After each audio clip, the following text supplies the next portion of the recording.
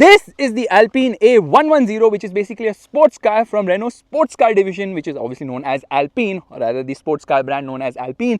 This is the key of the vehicle. When the key is inside, you know exactly what button to press, and this is actually a very nice pouch. You know why they have this pouch? So that they can hide the super cheap key which they have, because it is similar to what we got in older Renault cars in India. I mean, what is this key and why is it super cheap? Unlock the car, lock the car, just to open the boot, and this is, I think, for the sounding of the alarm, so you exactly know where the car is. But this is such a cheap key, I didn't expect that from Renault. Anyways, this being the A110 is actually designed similar to the original A110 from 1963. So yes, the design is quite similar. They have stayed true to that. This is a rear mid-engine, rear-wheel drive car. That's the reason you actually have a usable frunk, and the frunk is actually bigger than the boot, because you can store up to 100 liters here. Obviously, it heats up a lot. There is no insulation there, it doesn't need it. Gas struts, of course. Washer fluid goes in right here. And this car is just amazing. I'll tell you why. Because firstly, it's very lightweight. Let me shut this. And the design is also quite quirky. Now, it's an old car, so obviously the interior is quite dated. These are high beams. Yeah, high beams there. Low beam there. Projector setup, obviously. And this is the indicator. Otherwise, you obviously get the DRL. The DRL is there on all the 4 lamps, which is quite nice. You get 4 parking sensors at the front. Alpine written here. Alpine written here as well. This car has so many Alpine logos now that you would think that Mahindra has not put many logos on the Thar. But yes, they have gone overboard by putting the Alpine logo in as many places as possible. Of course, all LED lights. This is functional. This air curtain is very much functional. It says Alpine on the inside, and fuel goes in right here. So yeah, the fueling happens at the front. That's kind of weird. Obviously, it looks very sexy. The design is amazing. It's super sexy because obviously it's a sports car. 2-door, and the length is under 4.2 meters. The wheelbase is around 2.4 meters. Sloping roofline there, which is quite cool. Indicator placed on the side as well, but this is halogen, and the tire size is actually quite small. First and foremost, if you notice one thing, alloy wheel design is not that impressive. Meanwhile, it's running on Michelin tires. Front tire size 205 45 17 incher in a sports car. Quite weird now. Meanwhile, at the rear 235 45 17. So if you will notice, it has the same profile for both the front and rear tires. However, the rear tire size is bigger by 30 mm. I don't know how they do the whole tire maths here, but the maths is definitely not mathing. It says Alpine on the brake calipers. To save weight now, what they have done is, they don't have a secondary brake caliper for the EPB, electric parking brake. They've integrated it into the main primary brake caliper just to save 2.5 kgs of weight, which is quite crazy. In fact, Brembo obviously has a software which runs the braking system and an ECU as well. But here, instead of having a separate unit, they've integrated it into the Bosch unit, thereby saving 1 kg of that unit as well as the wiring weight. That's crazy weight saving in this car. Like Chintu Mintu places, they have tried to save weight. In fact, the seats also, they're a bit different. Before that, let me show you the air vents to actually cool the engine, because obviously the engine is somewhere here. The French colors, flag colors right there. Now this seat actually comes from Sabelt, and instead of using the Recaro seats in the Megane RS, they've opted for these seats, which are super duper thin. They weigh 13.1 kgs, which is like half the weight of the Recaro bucket seats, which is available in other Renault sports cars. It says Alpine here. Tickling function is there, but nobody can sit behind because this is a 2-seater obviously. They have put some leather here, so yeah, the whole treatment of the seat is actually quite nice. Alcantara finish, but the seat is a bit upright and you cannot move the seat. Like, there is no recline angle or anything for this seat because it's fixed. However, I think you can use Allen key to actually move it a bit. I find it too upright, but the seat does move ahead and behind, so you can actually move it ahead and behind, which is a revolutionary feature in this car. There is no glove box. Yeah, there is no glove box only. It does not open. It says Alpine here. It has the Wi-Fi logo because there is some Wi-Fi module inside this place. You can turn off the passenger airbag from here. A110 written right here. It gets no door pockets either, but nice leather treatment. Again, the French flag colors, and obviously the speaker right here. Alpine logo there. I'm telling you, they're obsessed with the Alpine logo. It tells you the weight of the vehicle along with the Alpine logo, because the Alpine logo has to be there almost everywhere. Now, let me roll down the window. I can't because it's in the center console. The controls to roll down the window, not that the door comes off or anything, but they've just done stuff very quirky way. And obviously the mirror also looks very sporty here. Alpine logo here as well. They've also put the Alpine logo right here, yeah, with the chassis number. They're just obsessed with the Alpine logo. If you notice, there's a sensor there that is for rain sensing, obviously, because it has got rain sensing wipers. And at the rear, you will definitely like the design because it's a very sporty looking car. I don't know how to access the engine, but it has dynamic swipe indicators. I've turned on the rear fog lights right now, and it's fogging a bit on the inside, Meanwhile, you get 4 parking sensors at the rear. Alpine Alto, no, it's not Alto, it's A110. Where's the camera? It's right there. Meanwhile, that is the exhaust. Kind of might remind you of Bugatti cars. And obviously ground clearance is very low. Reflector treatment there. Diffuser treatment has been given to for that sporty appeal. And let's open the boot straight away by pressing a button here, and there it opens on its own. So the front one is 100 liters, the rear one is 96 liters. I think this is the warning triangle. There's no spare wheel. I think this is the puncture repair kit. Let me just check this. There has to be a puncture repair kit because there's no spare wheel in this car. There's no space for a spare wheel. Yeah, that is the puncture repair kit. And the manual is placed in the boot because obviously there is no space at the front. How big is it? Is it in French? Yeah, it is quite big, a manual, but the numbering is weird, so I can't really tell you exactly how big it is. Let's just shut this. Alpine logo there on the engine, obviously. High mounted stop lamp as well. And I think it has got request sensors on both the sides. I don't think I know that. Let's get inside. Now for starters, there's some space here putting your stuff, because where else will you keep it? Tire pressure recommendation given right here. Alpine logo there. These are the controls for mirror adjustment.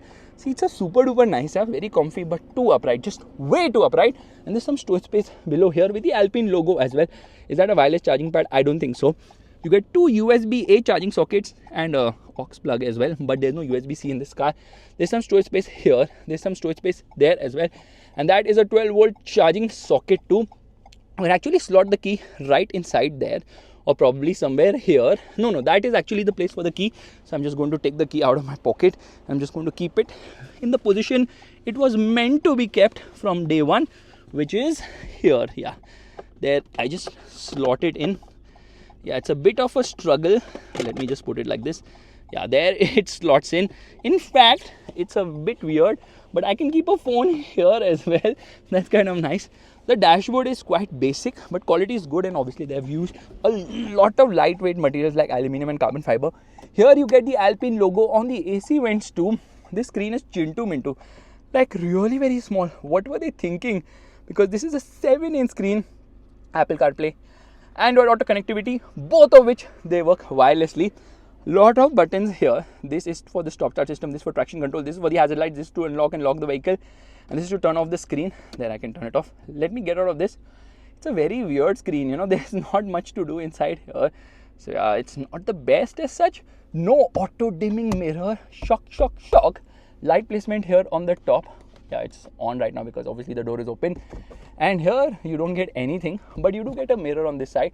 You obviously get microphones which are quite big, and you know what, the dead pedal is big, but obviously it feels a bit lacking in terms of space right here. And then let me actually adjust the steering wheel, which is adjustable both for reach as well as rake, but this is obviously manual.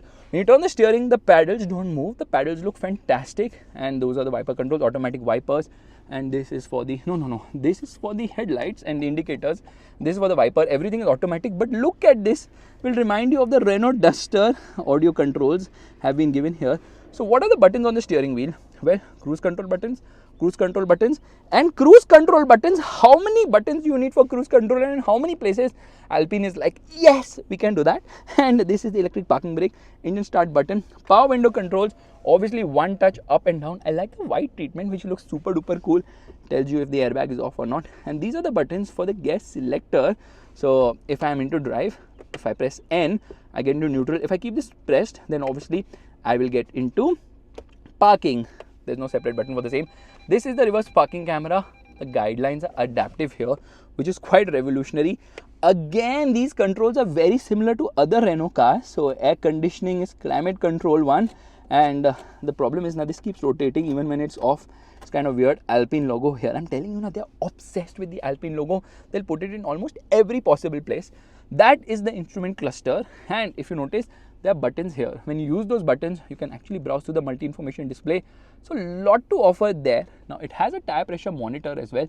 Tells you about service, and it has a G-force meter too, which is quite cool. That is the digital tachometer. This is the analog tachometer. The fuel meter is too small. Outside temperature. This is the clock. That's the speedometer, service light, a lot of telltale lights. In fact, if I press the sport button, there the cluster actually changes and increases the RPM of the engine. If I keep this button pressed, it will come into track mode. So you have multiple modes for this instrument cluster, which is a good thing. So you have the sport button here on the steering wheel itself, which is nice. The horn is okay, it's not great. I like this sort of carbon fiber treatment there, and the dashboard is actually huge. Yeah, the size of the dashboard is actually quite big here. Yeah, it's kind of massive. Headroom seems adequate for someone as tall as me. There's this button here. For what is that button? I have no clue. It even tells me how much power and torque I'm using. That's actually a funky feature to have. Let's actually shut the car, and as soon as I do that, obviously the cluster mode changes, and there it actually shows me the car, but it's blue colored. It rotates as well. So some amount of quirky features have been added just to make you feel special, but the cabin is just too plain and basic, and the screen is like chinto minto, super duper small. I don't know what they were thinking, but I love the fact that it's got frameless doors, because of which obviously it looks super duper cool. And look at my precision, the Alpine logo is facing in the right direction. Take that, whoever parks their car. Anyways, let's start driving. All right, let's turn on the car, and there it rose to life. Straight away I'm going to come into sport mode. It doesn't activate at times. Sometimes it's a bit slow to respond. Let's rev it. Oh my god, the sound is just amazing. We'll turn on the G-force meter. I straight away come into drive mode. Left foot on the brake, right foot on the accelerator, revving the motor. Rev still only 2,500 RPM. And off we go. Oh, it does sound quite nice, yeah, for a 4-cylinder engine. It is just amazing. I've turned on the digital tachometer as well. The real USP is around the corners, because it feels super duper flickable. It feels like a go-kart, like a slightly big go-kart, because the performance is just amazing because of the lightweight. It just feels super duper eager. Yeah, it kind of feels flighty as well when you come across big bumps on the road. A little bit flighty, if I may. But yes, performance is actually very good because of the lightweight of this car. Okay, we are going to do the braking test. Oh my god, the brakes are so sharp, which is amazing. Okay, we are going to come into track mode. I'm just going to keep this button pressed. Left foot on the brake, right foot on the accelerator. Rev still 2,750 RPM, and off we go. Okay, I have to manually make the shifts. Yeah, it's reminding me that I need to make enough shifts. It doesn't do it on its own, so that's a bit of a problem. I'm just going to drive it in sport mode only. So here we are into sport mode again. Left foot on the brake, right foot on the accelerator, revving the motor. It does push you back into the seat. The gearbox is definitely fast shifting, and around the corners, yeah, it feels super duper engaging and fun to drive as well, which is quite shocking. I did not expect it to be this fun and amazing, but somehow it is. Yeah, it is, because the numbers are not that great. They are a little underwhelming, to be honest, but the performance on the road, well, it definitely thrills you because of the lightweight. The lightweight is the real USP of this car. Everything else does not matter. What matters is that the weight is very less, and because of the less weight, now there are too many benefits. Like, there are way too many benefits of this car. Enough of driving on such roads. Let's get to the German Autobahn. De-restriction sign right there. We come into sport mode and onto the throttle. Okay, I need to downshift manually. Gearbox overheating, it says. And immediately I feel that Renault, or rather Alpine, has done a masterpiece here with the weight reduction, because obesity is a real problem, and what Alpine has thought is, let's completely change the whole way of designing a sports car by opting for low weight, and look at it go! What is the top speed? Okay, now it's starting to shake quite a lot. I'm going to find out the top speed of this car. It seems I've arrived already at my destination, and this is the top speed. It's doing 255, 257, 257. So 250 is the top speed, but speed of error is 7 kilometers per hour, which is not much. So this car is actually producing just 250 horsepower and 320 Newton meters of torque. How is that Volkswagen up driving at such high speeds? I have no clue whatsoever. Please move out of my way now, will you? So 250 horsepower and 320 Newton meters of torque, but just 1140 kgs of weight, because this uses aluminium chassis, aluminium body, and a lot of aluminium parts as well, resulting in a very low weight. 1140 kgs is nothing at all, and that just solves not only the problem of performance, but it's also a lot of problems, because with a lower weight now you need smaller tires, which means that the steering is better, and obviously less weight for the suspension to work on, which means the ride quality is also better, and obviously it is just flying. There's a BMW Z4 right ahead, no electronics. It kind of feels a bit hairy at high speeds because of the lightweight. It kind of moves here and there, helter-skelter if I may. 0 to 100 kilometers per hour in 4.5 seconds, and this is rear mid-engine, and rear-wheel drive. But in spite of it being rear-wheel drive, it does not tend to lose traction at all because there's not much power. Now this is a 1.8 liter turbocharged petrol engine made by Nissan. However, this has been tuned or tweaked by Renault, because of which it kind of feels slightly better. This 7-speed DCT gearbox is fast with shifts, but it is slow with downshifts, and I can manually take control of the shift using the paddle shifters as well. I am literally flying right now, and here we are, 250 kilometers per hour. I can hear some amount of wind noise coming from there.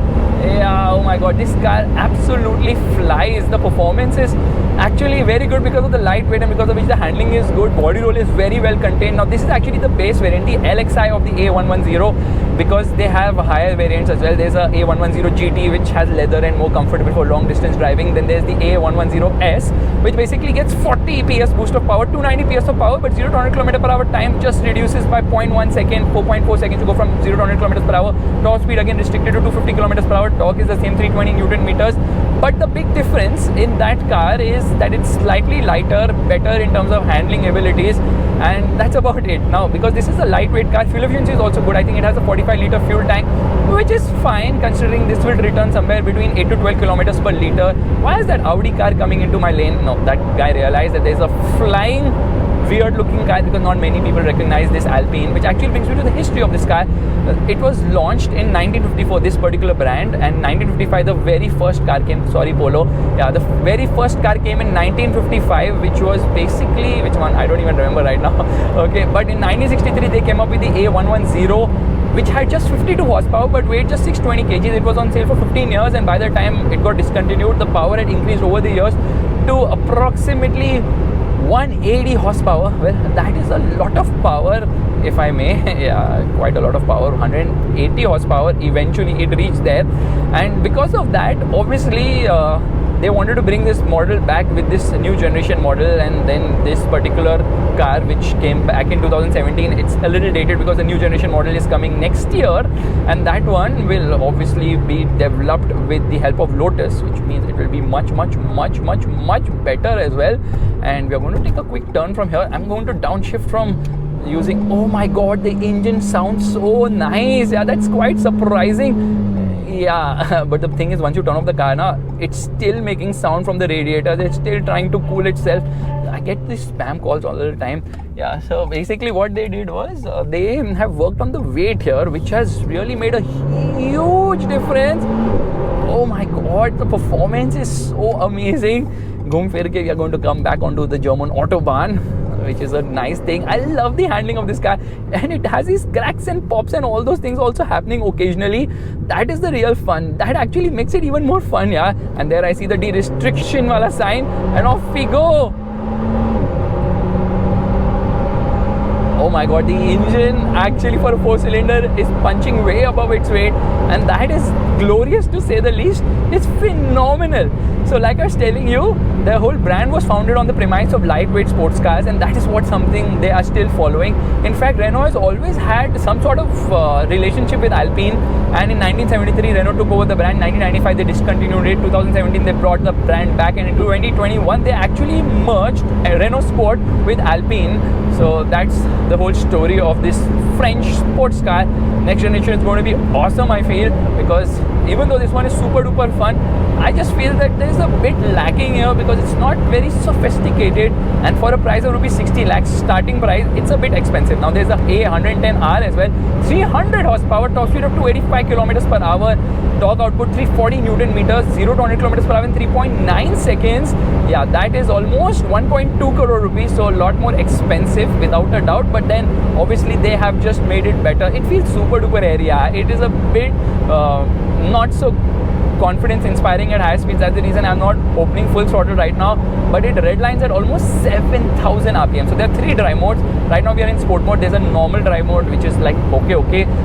And then I think in sport mode it gives you more power. Sport and track mode has the same amount of power. However, in track mode now the difference is that okay, I'm just going to slow down a bit. Yeah, okay, the brakes are good. So in track mode now the difference happens to be that the traction control system is less intrusive, much less intrusive. That is the only difference in track mode. Otherwise, though, both of them have the same power only. Even with ESP off now, there is no change here. It doesn't really push you back into the seat and scare you silly with rear wheel drive. Yeah, so that's the only difference which I feel.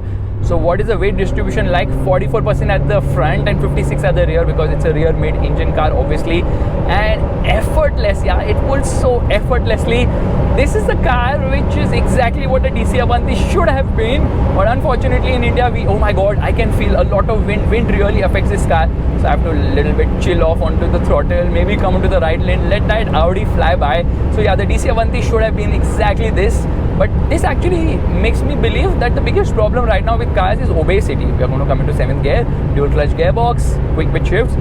Cars are becoming heavier, and that weight penalty is resulting in a lot of issues, right from the performance, right from say even the what are the other issues with weight? Obviously fuel efficiency goes bad, handling is a bit cumbersome, performance drops, and then the steering is a bit more on the weightier side at lower speeds also, because you have to put wider tires. So there's a lot big penalty every time you opt for more weight in the car, and that's what Renault's managed here fantastically well by giving us something which is extremely light in weight. And that's the reason the performance of this car is actually quite likable, in spite of it obviously being very lightweight and very less in terms of numbers. Okay, de-restriction stops, which means it's time to end this video. If you like this video, make sure to give the thumbs up, that's the like button, and also subscribe to the channel. It's a fun car, it's a fantastic car, but it's an expensive car and it's a bit dated now. Next generation model should be better, and hopefully Renault brings it to India as well. If you like this video, make sure to give the thumbs up, that's the like button. I'm just going to downshift. Come on, downshift. Oh my god. From the left side here, you can hear the turbo, and from the right side, you can hear a lot of the engine. So having the engine in the cabin is actually a very good thing. Bye.